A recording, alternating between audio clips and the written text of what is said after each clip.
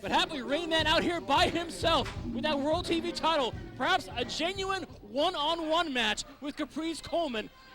Things look very promising for a title change here tonight.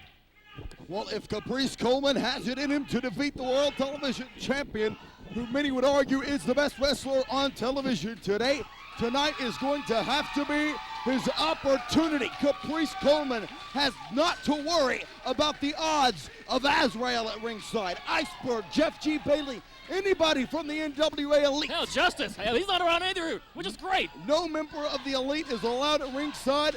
If they get involved, Rainman will lose the title. So he does have to retain on his own merit tonight. He may very well have to beat Coleman, but Coleman for damn sure is going to have to beat Rainman, the former stablemates in The Usual Suspect back in 2001. The history between these two runs a lot farther than meets the eye, fans. Of course, Caprice Coleman injured his knee in the Best of 5 World Television Championship Series against Tony Mamaluke, put him out of action for a long time, and Rainman won the World Television Championship, defeating Mamaluke in a tournament final.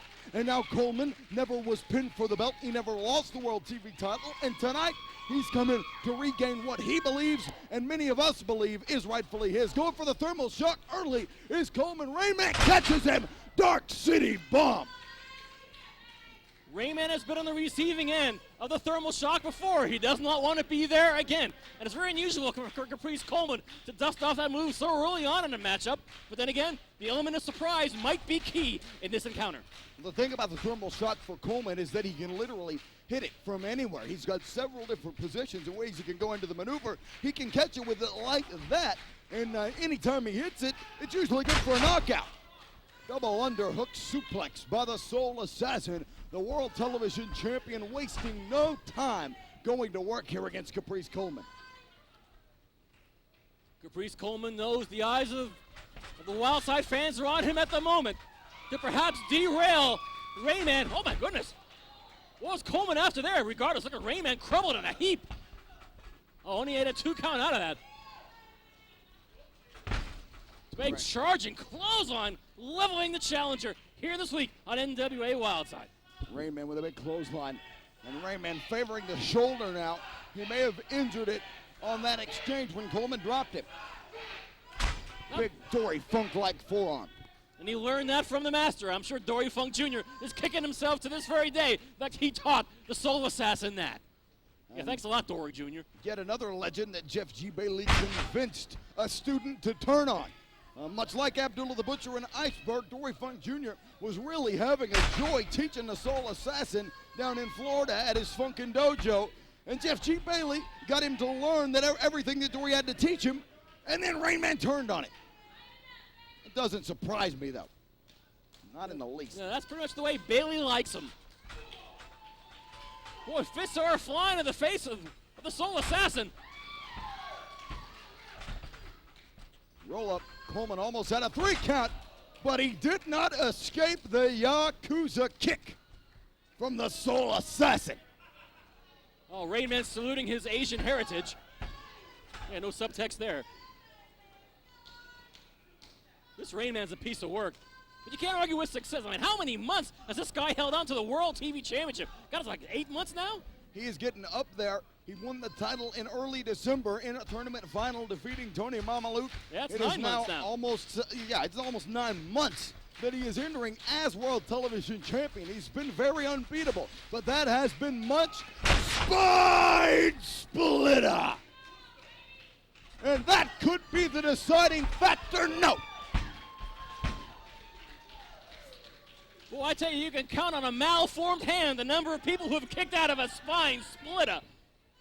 Add Caprice Coleman to the list. Rainman can attack you from so many different ways. Coleman ducks a boot there, and now both of them connect with kicks and both men are down. A pair of donkey kicks leveling both competitors here. Referee Mike Posey counting both guys particularly down. Crowd obviously behind young Caprice Coleman. And Coleman seems to be the first to be getting to his feet. I'll check that.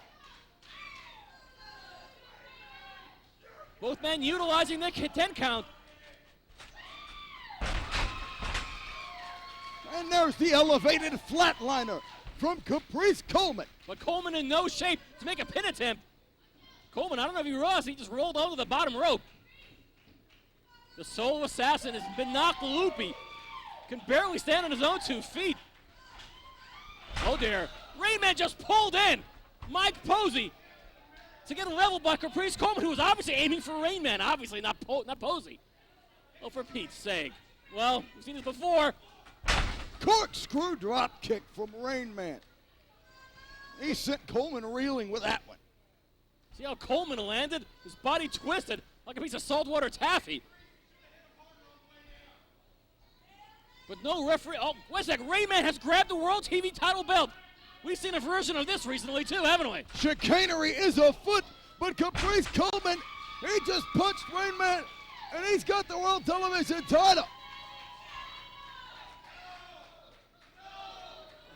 No, Mike. No, Mike. Caprice Coleman did not use the belt. Oh, come on, Mike.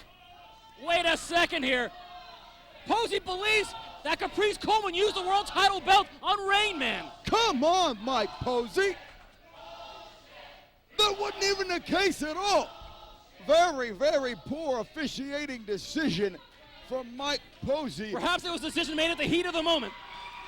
Ladies and gentlemen, referee